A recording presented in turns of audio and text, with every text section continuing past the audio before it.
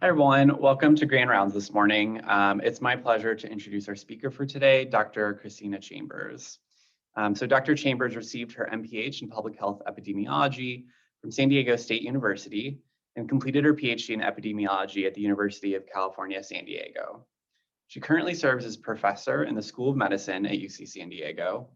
And Dr. Chambers is co-director of the Center for Better Beginnings at UCSD, program director of MotherToBaby, a service providing evidence-based information on exposures during pregnancy and lactation, and program director of Mommy's Milk, a human milk biorepository for research. She also serves as director of clinical research for the Department of Pediatrics at UCSD. Dr. Chambers leads a number of national and international complex longitudinal cohort studies and clinical trials of prenatal exposures and child health and development. Her research has been instrumental in identifying previously unrecognized human teratogens, as well as ruling out substantial risk for medications and vaccines. We look forward to the expertise she has to share with us today. So without further ado, I will turn things over to Dr. Chambers.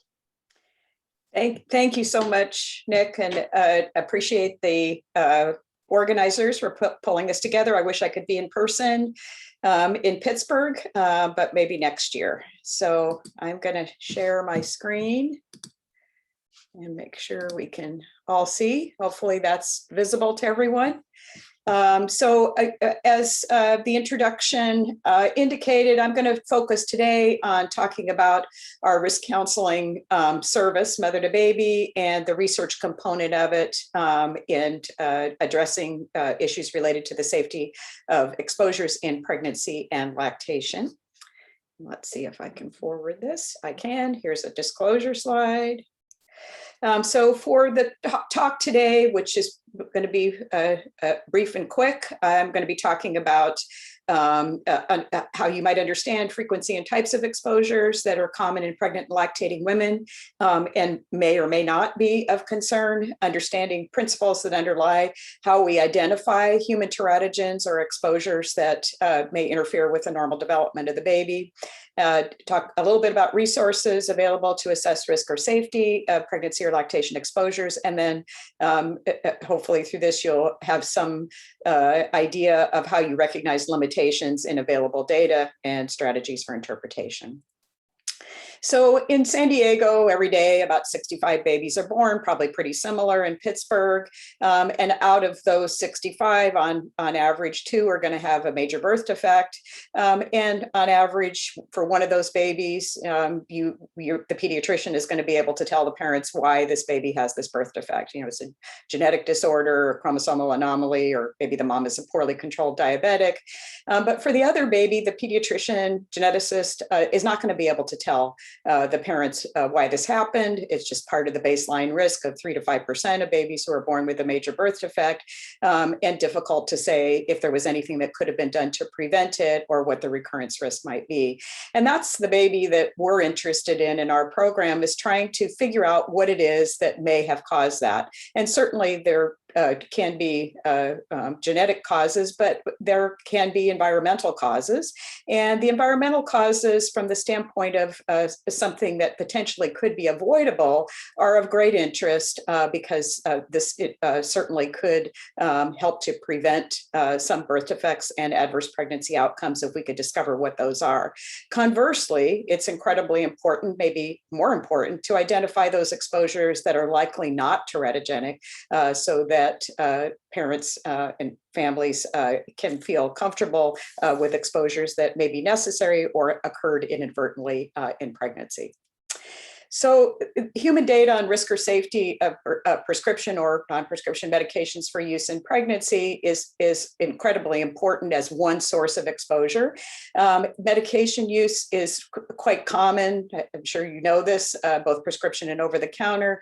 The most commonly used over-the-counter medication, acetaminophen, is reported to be used by more than 60% of women during pregnancy at some point in time.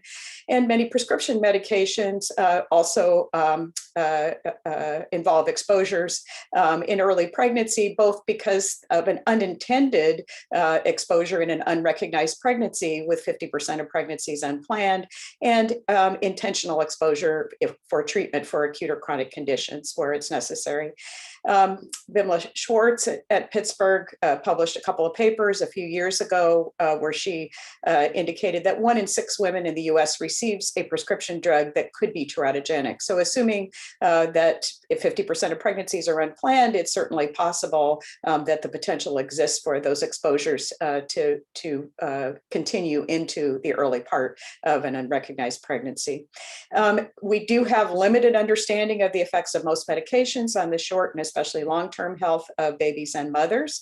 And this is especially true for newly marketed medications where little to no human pregnancy data has been generated prior to that medication being approved by the regulatory agency. Lack of data is in part due to the fact that we have a long-standing kind of prohibition about including pregnant women in randomized clinical trials before a drug is approved for obvious reasons. That I think that kind of approach is changing somewhat in the last year or so. There's been some guidance issued by the US FDA outlining the circumstances under which pregnant women could be included in clinical trials. But I do think that even as we move towards doing that under some circumstances, it's likely never going to be the primary way that we look at safety of a medication in pregnancy, especially in the first trimester. And we're going to have to rely on observational sources of data as we move into the future. So the lack of knowledge, I think, is something that continues to plague us. This is a fairly old paper authored by Jan Friedman, who runs the Teratogen Risk Information Service, which is one of the resources that clinicians can use out of University of Washington. And this, if you did this again today, the numbers would not be that different. So they looked at 172 drugs approved by the FDA from 2000 to 2010. Using this terrorist risk rating system. And then they also looked at 468 older drugs to see if there'd been any change in risk categories in the previous 10 years based on new information or new data being published. And they found that the teratogenic risk in human pregnancy was undetermined for virtually all of the new drugs. And the amount of data was rated as none for 75% of those drugs. And for the older drugs, even though much more time had passed, only 5% had changed to full risk category. So more data had become available. So a huge gap in knowledge.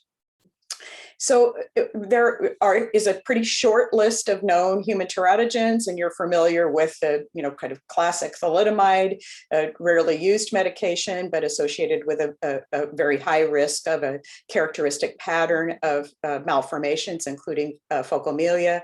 Isotretinoin, not frequently used, but more commonly than thalidomide, also associated with a very high risk of a severe pattern of ear, heart, and brain defects. Coumadin, anticoagulant, associated with a pattern of defects, and then valproic acid among the anticonvulsants being the one that's associated with the most common or increased risk of a variety of specific major birth defects. A moderate teratogen, but of course not widely used. There are several viral infections, rubella, varicella, and Zika, that are known to be human teratogens. But probably the most common exposure in pregnancy that's known to be teratogenic is alcohol. So as we know, prenatal alcohol exposure can be associated with fetal alcohol spectrum disorders. And in terms of the general population, around 50% of pregnant women, give or take, across the US may have some exposure to alcohol early in pregnancy. Most recently, the most recent medication identified as a human teratogen is Mycophenolate Mofetil, an immunosuppressant that's used for transplant patients and for some women with autoimmune conditions. And it's been associated based on a series of case reports with a cluster of ear malformations and oral clefts. So a rarely used medication with a rare outcome. So the principles that we think about, these are laid down in the 60s and still hold true in identifying a human teratogen, are outlined here. So species specificity, this seems to continue to hold true, that what's teratogenic in a rat or a guinea pig may not be so in a human, and vice versa. So the example of thalidomide was not teratogenic in several of the animal models in which it was evaluated until they looked at a New Zealand white rabbit, whereas it is exquisitely teratogenic in humans. And we have examples of drugs like loflunomide and its metabolite teraflunomide that are used for rheumatoid arthritis and multiple sclerosis, that the animal models demonstrate clear teratogenicity, but it has not been shown to translate to that in humans. So important that to evaluate human teratogenicity, that we look at the exposure in humans. Teratogens tend to be associated with patterns of malformation, major and minor, and that's important. So we don't know of a human teratogen that increases the risk of all malformations. What they tend to be associated with are these patterns, and the defects that are major, of course, are the ones that we're concerned about. But the minor anomalies are important because they are sometimes more common, and the red flag that helps us point the finger at something that we need to look at more carefully. The exposure in terms of biological plausibility and the potential risk is gestational timing specific. And so, an exposure that's postulated to increase the risk for neural tube defects can't have only taken place in the third trimester. The teratogenic exposures are often associated not just with an increased risk of major birth defects or a pattern of malformation, but a range of adverse outcomes, including preterm delivery, growth deficiency, pregnancy loss, and neurodevelopmental or functional deficits. And then we expect, although it's not often demonstrated, to see a dose response, and it's important to take into consideration the route of administration in terms of the availability of the drug to the developing embryo or fetus. So topical application of tretinoin, retin A, is not thought to have the teratogenic potential that oral administration of isotretinoin, retinoic acid, has for birth defects. The sources of data that we have, and this is using the example of a prescription medication, over the life course of that medication tend to come in this order. We have preclinical data from at least 2 animal species that are typically required in the pre-approval process for a new drug in animal species to examine reproductive toxicity. And as we said before, this is very useful, but it may not translate to human pregnancy. So it's important to, again, look in pregnancy. Then we have these systems set up. The FDA has an adverse event reporting system, and companies run their own pharmacovigilance systems where they collect adverse events. But the limitations are that these involve voluntary reporting, so it's unclear to what extent there's bias in reporting. But most importantly, there's no denominator of exposed. So the motivation to report a pregnancy with a normal outcome might be much less than to report a pregnancy with an abnormal outcome. So it's difficult to know whether the adverse event that occurs is any higher than what would be the baseline risk for women with that exposure. And then case reports are also still a useful source. So the example of Mycophenolate Mofetil I just talked about was based on a series of case reports in the literature, not a formal study. But the limitations are that, of course, case reports require that the author take the initiative to publish the case report. And in order to identify human teratogen with a series of case reports, it requires a pretty strong signal, which Mycophenolate Mofetil had, a rare exposure with a rare cluster of defects. And then usually next in line are pregnancy registries, and that's what we do with MotherToBaby. This is often the first post-approval approach to trying to monitor for safety of a drug. drug. There are limitations of pregnancy registries. If the drug's not being used much in women of reproductive age, they will fail to be able to produce data that's meaningful. They rely on volunteer samples, so women have to agree to participate, and they're typically small sample sizes for new drugs, unless it's something that's just widely used. So they will typically have limited statistical power, but they can be useful as a process of monitoring for potential signals that a drug is or is not teratogenic. And then later in the life course of a drug, we have the traditional cohort studies. These can be population-based, like the Swedish Medical Birth Register is one. So they have all pregnancies and they have exposed, they can select from that, and an internal comparison group of unexposed. Of course, it's expensive to run these things, and it takes time to accumulate a sufficient number of exposed pregnancies. Even though you may be looking at millions of births, you still have to have an N of exposed pregnancies. Case control studies have unique advantages. These are designs where the mother is recruited who has already delivered a baby with a birth defect, and comparison women are mothers who have delivered a normal newborn, and they're interviewed retrospectively about their exposures early in pregnancy. These case control studies are really the best statistically powered to examine risks for specific birth defects, which, as you recall, we said is what we expect with a human teratogen, that the associations will be with specific patterns of birth defects and not all birth defects overall. However, it does take time, again, with case control studies to accumulate sufficient numbers of exposed pregnancies, and you have this retrospective collection of exposure data. It's hypothetical that women may recall differently if they have a baby with a birth defect versus not, but nevertheless, you sometimes are asking women about exposures that they had a year or 2 years ago. Database studies are increasingly popular, and they're often combined with pregnancy registry studies these days to kind of do two separate approaches. These can be based on claims data, or they can be based on electronic medical records, and they can be very cost efficient because the data has already been collected for another purpose. You're not going out and paying to collect the data first off. They, like other cohort studies, and include our ability to select an internal comparison group.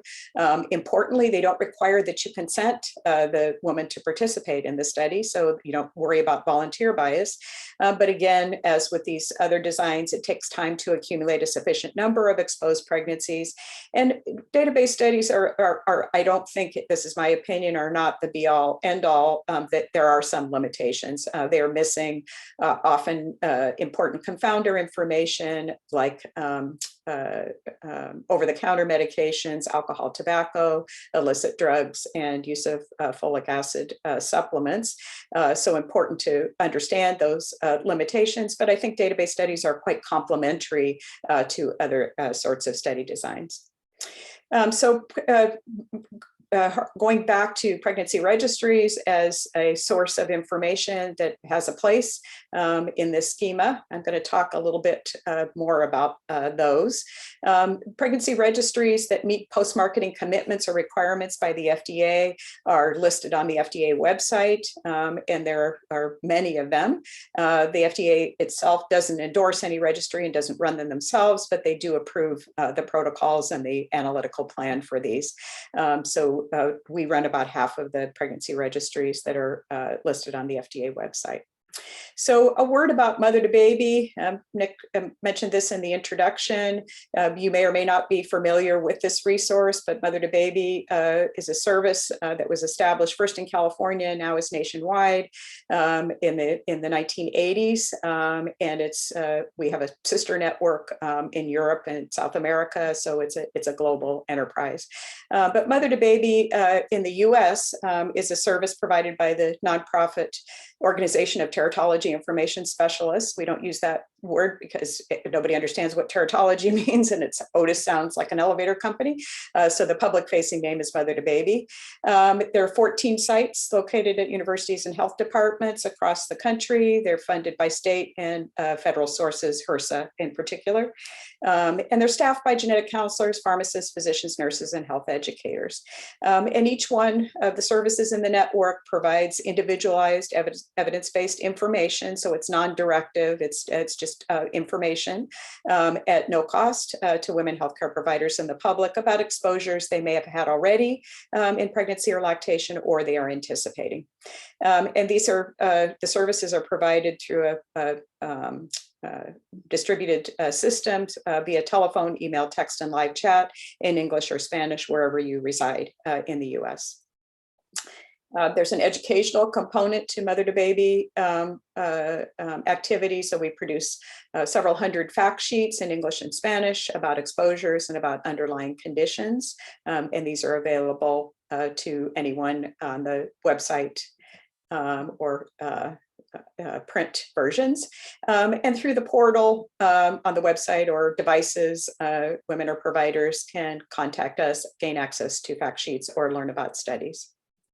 So moving on to the research component, from the very beginning, MotherToBaby services recognized that they had a unique opportunity because of this kind of natural flow of 50 to 100,000 callers or contactors each year who have questions about an exposure in pregnancy, to be able to say, gee, we don't have any information about that exposure, but if you would be interested in learning more about a pregnancy outcome study, we can gather that information. So maybe in the coming years, we will be able to help answer your question better. And so the MotherToBaby Pregnancy Studies is the research activity involved with the service arm. And again, established more formally back in the late 90s with a single research center that's located at UC San Diego in the Department of Pediatrics, where all of these studies take place. These are kind of cookie cutter study designs. The objectives are typically the same for all of them. Is there an increased risk for major birth defects, specifically a pattern of birth defects up to 1 year of age? Is there a pattern of minor anomalies? And we approach this in a unique way, which I'll talk about in a minute.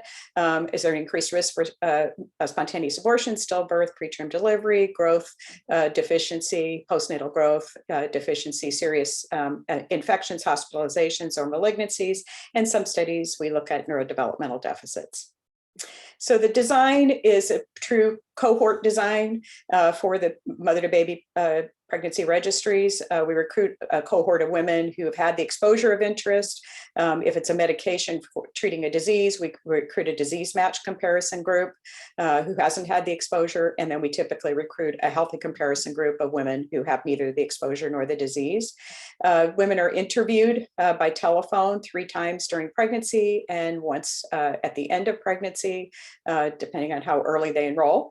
And then information is abstracted from medical records, OB, pediatric record, and hospital delivery, and any specialty physician. Then there's a specialized physical exam involved in most of these studies, and I'll talk about that in a minute. And then if there are developmental assessments, this is done by questionnaire, pediatric medical record review, and in some studies, face-to-face testing. We do include in these studies, if there's a medication being used to treat a disease, some measures of disease severity specific to the underlying disease, with the criteria that the mother has to be able to respond to the disease severity or symptom control instrument. And this is to help assess the potential contribution of the disease itself, which is important for things like asthma. So here's an example of the asthma control questionnaire that we administer at each interview and postpartum for women enrolled in studies who have asthma. From the interviews and medical records, just a laundry list of things that we capture from those: demographics, socioeconomic status, pregnancy medical history, timing and dose of the exposure of interest, BMI, weight gain, vitamin, mineral supplement, herbal product use. all other exposures, vaccines, prescription and over-the-counter medications, indications, timing, dose, and duration. These are all coded using a drug dictionary from Boston University. Alcohol, tobacco, other drugs, timing and dose, comorbidities, prenatal testing, and medical procedures. So a word about this dysmorphology exam. This is, again, as I said, unique to the studies that we do, but we think it has value, particularly in these small, early studies. So this is an exam that's done by a specialist. We actually, for 20 years, have gone to see the families in their homes. And in the last year, we've converted this to doing it, or a portion of this, through telemedicine. So I think we'll probably have a hybrid model going into the future. The physicians who go do these exams don't know what group the mother's in, so they don't know what she's been exposed to or not. And they do one exam per infant, typically in the first year of life. And if the parents agree, that photographs are taken so that there can be some validation done with the other examiners post visit. These are 5 of the specialists who do this, led by Ken Jones in my division, who's a pediatric dysmorphologist, and other fellowship trained pediatric geneticists participate in this as well.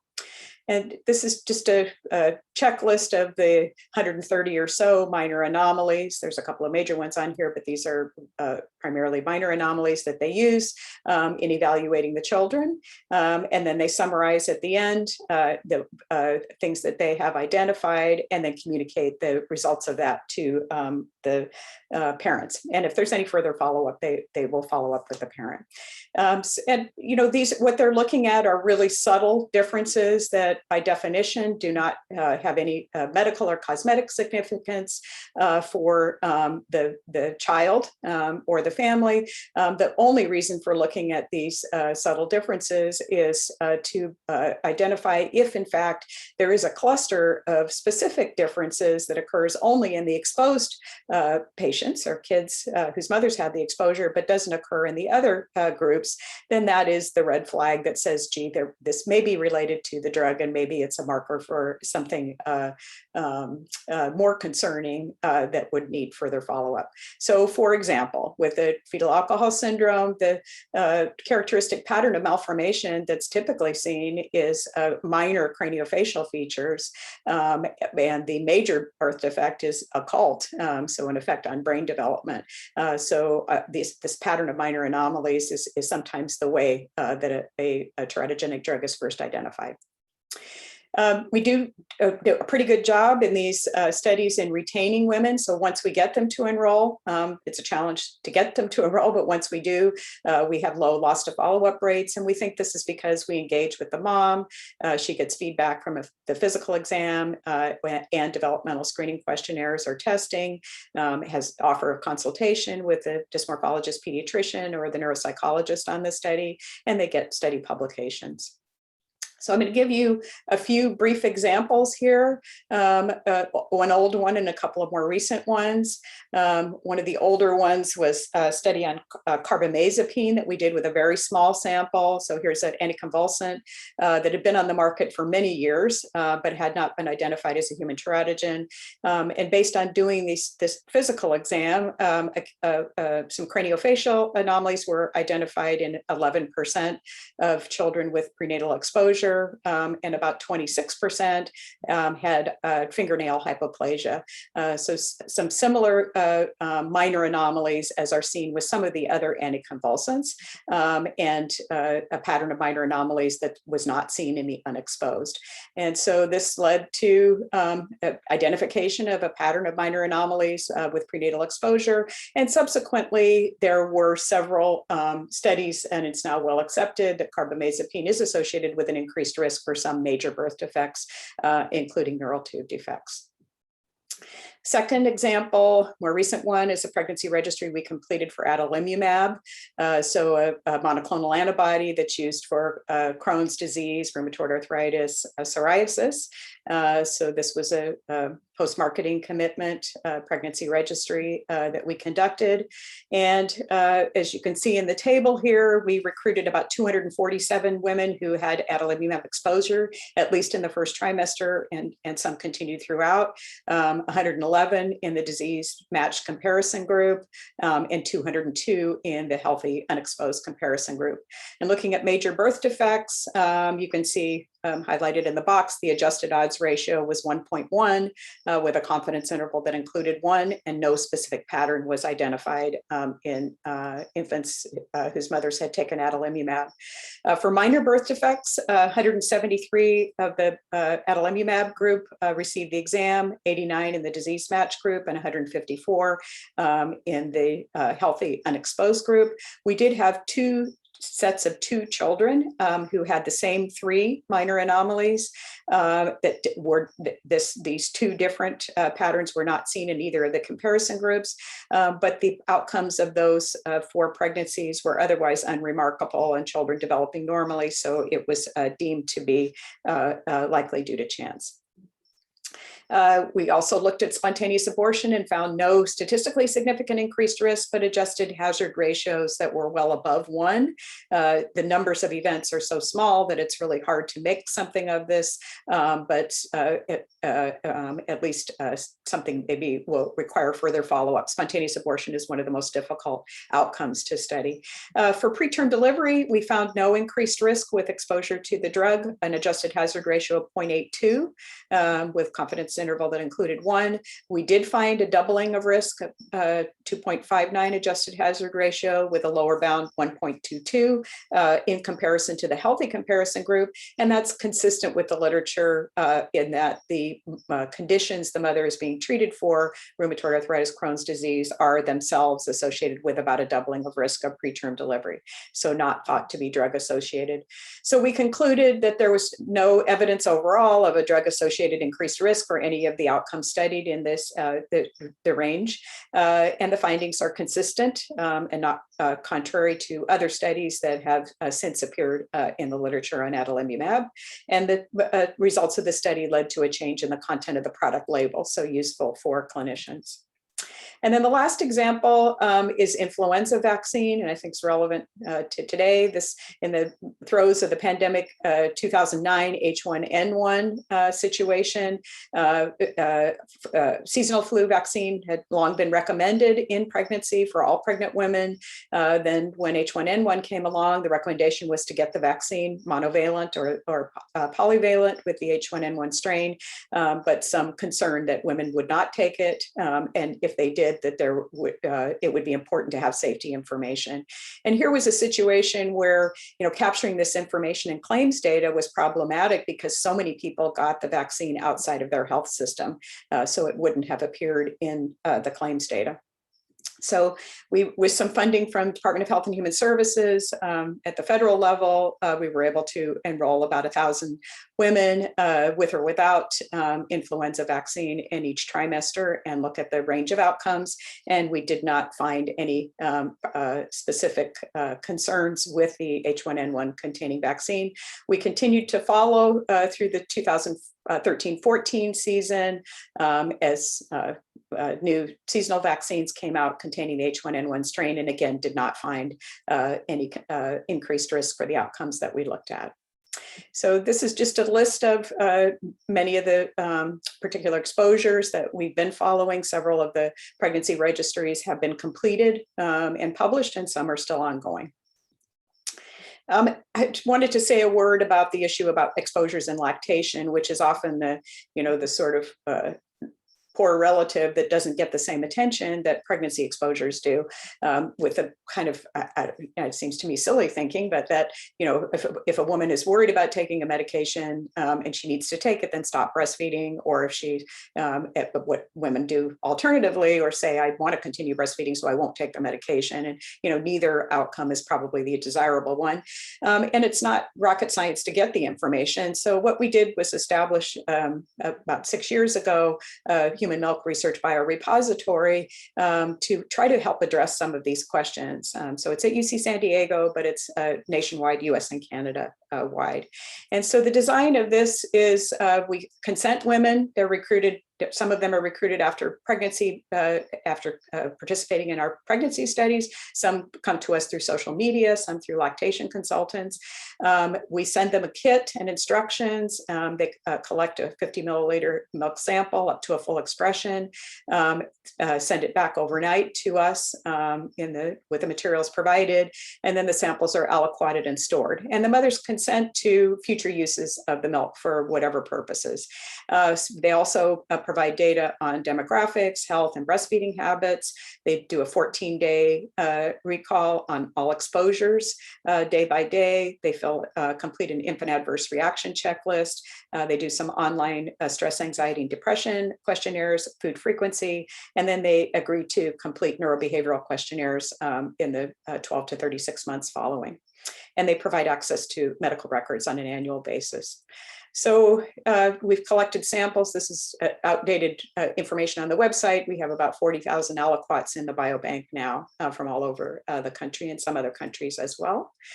So an example of one of the analyses we pulled from the biobank is we looked at the number of women we had who had reported marijuana use, and there was so little data out there in 2018, still a very few studies. We measured delta-9 THC and other metabolites in the milk and found that we could detect it in 63% of the samples with a wide range of concentrations, but importantly, the primary psychoactive ingredient was measurable up to 6 days after the last reported maternal dose. So the major question is, it's expected that the infant dose is low. Does it matter? We now have a sample size of 150 with recent marijuana exposure and milk samples, and unexposed comparison group milk samples from mothers who do not report marijuana use with neurodevelopmental follow-up and some face-to-face testing. So that will be, I think, the important follow-up of that study. And then I want to spend a couple of minutes here talking about how these two platforms, the mother-to-baby pregnancy studies and the human milk biorepository were so important, in my opinion, to have in place when the pandemic came on, both from the standpoint of looking at the infection itself, the effects of the pandemic, and also when the vaccines came along to be positioned to be able to gather that information quickly. So first talking about infection, SARS-CoV-2 and the pandemic in pregnancy. We, for whatever reason, we typically enroll about 900 women a year in pregnancy studies. Over the pandemic year, we just had a huge increase in the number of women who wanted to participate. So we were trending to 2,400 a year. We started back in April, screening women for all pregnant women who enrolled at each interview on COVID-19 questions for symptoms, test results, and treatments. And out of the first 600 that we screened, 256 had at least one positive COVID-19 test result, had one or more COVID-19 symptoms, but were not yet tested, were symptomatic, but had a negative test result, or had a high-risk exposure, occupational or household, but were asymptomatic or not tested. And then as of September of last year, starting with some NIDA supplemental funding, we've been able to offer all enrolled women antibody testing 2 times in pregnancy. So they go to the local Quest lab, and some of them give an additional blood sample that we're using for immune profiling. So just to give you an idea, we thought it was a good idea to broadly recruit women and to assess women who were not necessarily tested or who had tested negatively because of the kind of black box of who really had been infected. So this is the symptom list that each one of them responded to in these groups. And you can see it's somewhat similar across the groups, what the variety of symptoms that were reported, and probably the distinguishing feature of the test positive group is the much higher report of loss of taste and loss of smell. We've also looked at effects of the pandemic on other aspects of pregnancy that might be related to adverse pregnancy outcome. So for the 952 women, pregnant women enrolled in the pre-pandemic year, we compared the proportion who reported alcohol and marijuana use to those in the pandemic year in these 5 groups, the test positive, test negative, or no COVID.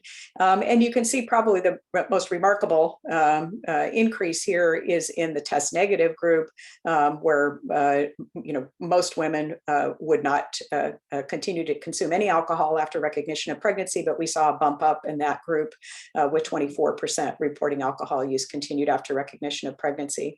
A little bit more modest with marijuana use, and this may be due just to trends in marijuana use in general, but a little bit higher report of use, especially in the exposed group for marijuana in the pandemic year. And then the questionnaires on depression and stress in the pre-pandemic year, we see higher rates of women screening positive on stress, lower on depression, but the numbers are consistently higher in the pandemic year, particularly among this test negative group. We also looked at compliance with routine prenatal tests, so a scan for structure and screening for gestational diabetes. And in the pre-pandemic year, there's, virtually all women would complete these during pregnancy. During the pandemic year, you can see that the numbers are lower across the board, and especially lower in the no COVID group. We're just now getting to the point, a year and a half into this, of having birth outcomes. But looking at this preliminarily, we see in the test positive group an increase, close to a doubling of preterm deliveries, consistent with what's been reported in the literature, and a little bit higher rate of small for gestational age on weight. So more to come on that. And then along in December came the vaccination in pregnancy. We started prior to the vaccinations being approved back in October, asking women about vaccine hesitancy or acceptance. About 279 women have completed the survey. These are all women who were pregnant at the time enrolled in the study. And the numbers have gotten a little bit better in the last 5 months since the vaccine's been approved, but still we see some hesitancy in pregnancy, with only 37% saying they definitely would get the vaccine in pregnancy. Would they receive a vaccine while breastfeeding? 54% said yes, so a higher rate there. And then the highest proportion vaccine acceptance for women who said if they were not pregnant or not breastfeeding. Back in March, the CDC listed MotherToBaby as the resource for questions about the safety of COVID-19 vaccine in pregnancy or lactation, which led to a huge 4,000% increase in the number of contacts that we had. And so we have enrolled these vaccinated women in our pregnancy study as well. So we're positioned to be able to do that. And not to spend a lot of time on this, we're enrolling women who are vaccinated during pregnancy, women who were not vaccinated during pregnancy as a comparison group. We validate vaccine brand, do the standard data collection, and including the COVID-19 symptoms testing and treatments throughout pregnancy and 1 year postpartum. And we've had about 2,000 vaccinated pregnant women who have engaged with us wanting to enroll in the study. Now moving on to lactation. This was, as you know, a big question about whether women who are breastfeeding who became infected could give their milk to the baby. And this was a big issue for the donor milk banks as well. So having the human milk biorepository in place was really great with a blanket IRB approval so that we were able to capture samples. And so the first 18 women who had documented infection sent us serial breast milk samples.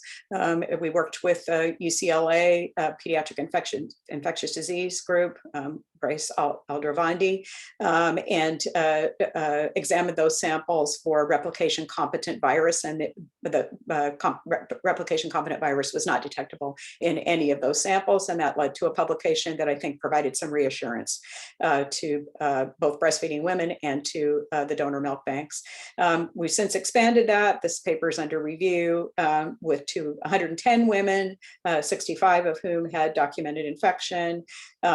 We looking at viral RNA, we're detecting that in about 10% of the samples, but no infectious virus has been detected in any of the samples, the several hundred samples these mothers have provided. So again, reassuring. And then COVID-19 vaccine and lactation is the last piece of this. We've also had a huge interest in women enrolling in the Human Milk Biorepository who've been vaccinated. We've had over 7,000 referrals from lactating women nationwide. We have about 1,200 enrolled who are sending us serial samples. So they go through the regular interviews, and then we've added a 7-day questionnaire following each vaccine dose about mothers' adverse reactions and infant events. And the samples are representing pre-first dose, between doses, and up to 90 days post-last dose. So working with Lars Bode in our department, we're looking at antibody responses in the milk, and they are quite robust, at least with both of the mRNA vaccines. So looking forward to looking at the J&J one. This paper is under review now. This is just a first look at the first 180 women who enrolled, who were fully vaccinated with one of the mRNA vaccines and completed the adverse event checklist.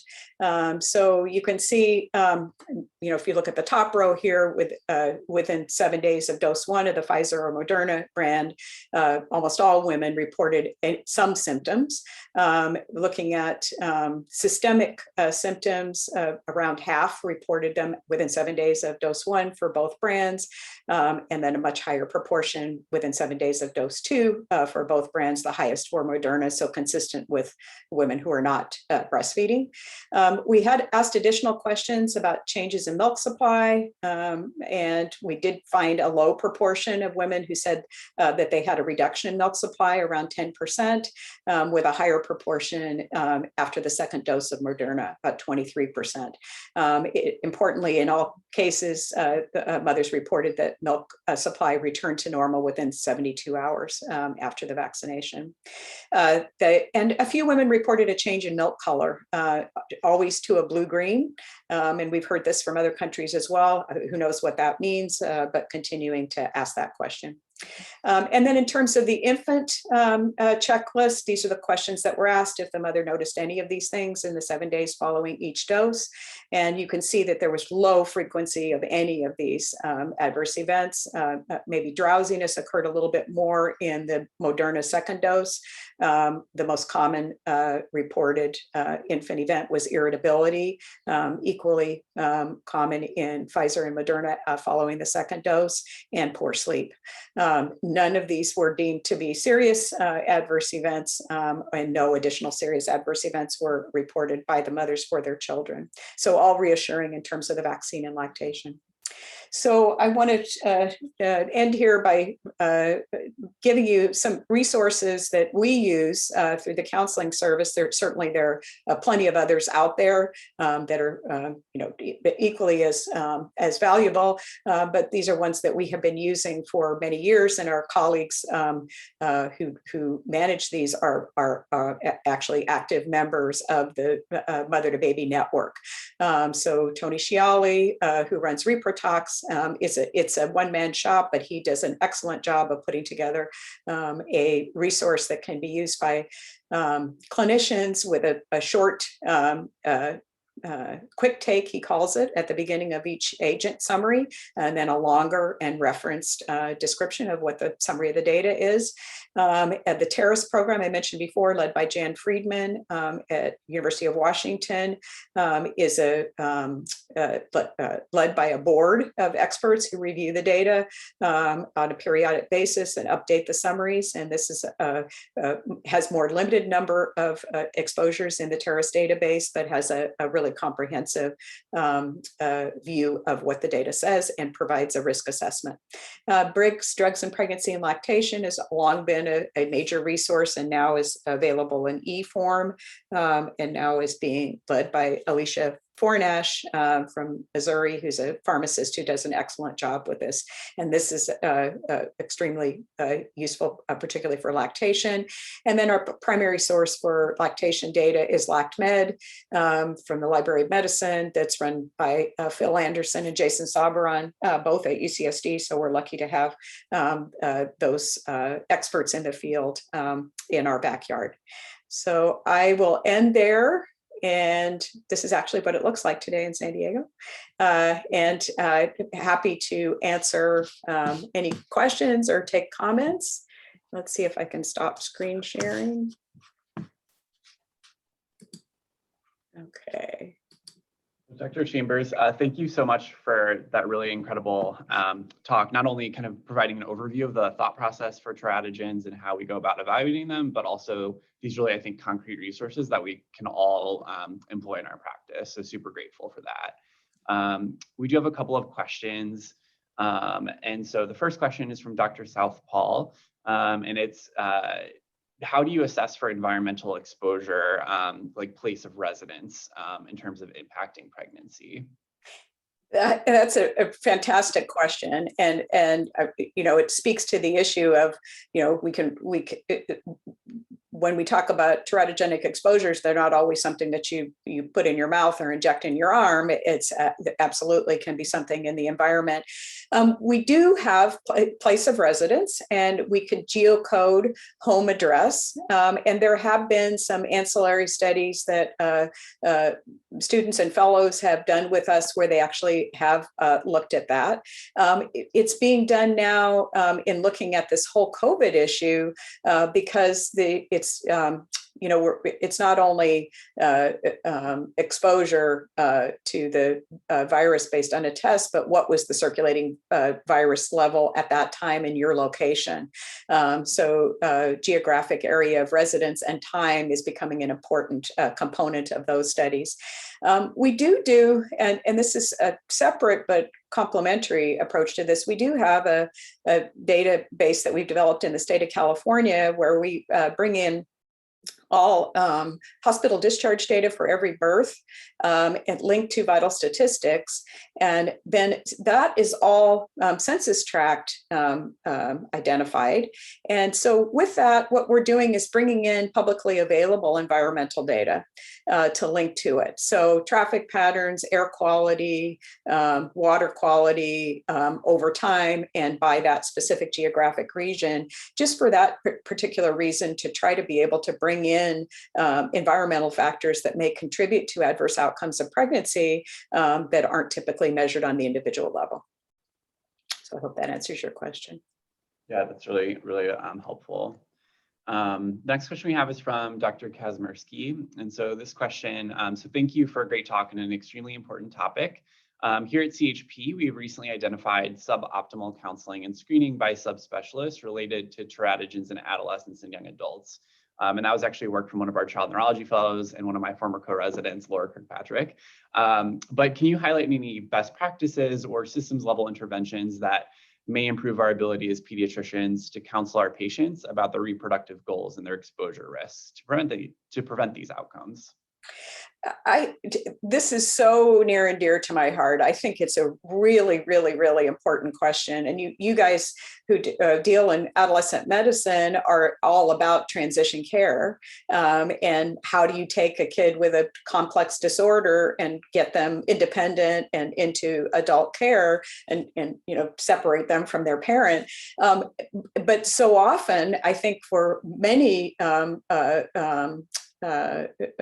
complex diseases that require treatments that may be teratogenic, the whole reproductive health issue is sidelined.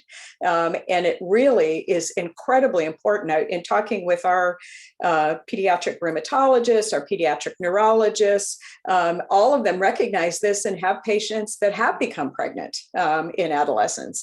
And so, I think if there's anything that could be done to move forward an initiative that would involve reproductive health component of every adolescent medicine or the specialty providers for each one of these chronic diseases who treat adolescents, it's not too soon to talk about it and to talk about these medications. I mean, it's happened with cancer patients. They're talking about reproductive health in teenagers who have cancer.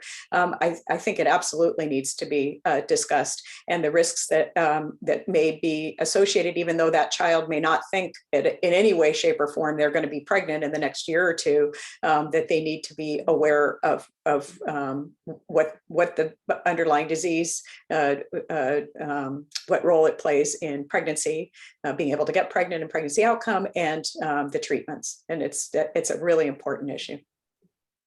Yeah, and I'm so appreciative to you, I think, for sharing, right, some of these resources available, because I think one thing is just knowledge base, and so empowering providers to really access those resources, right, and be able to use them in their practice.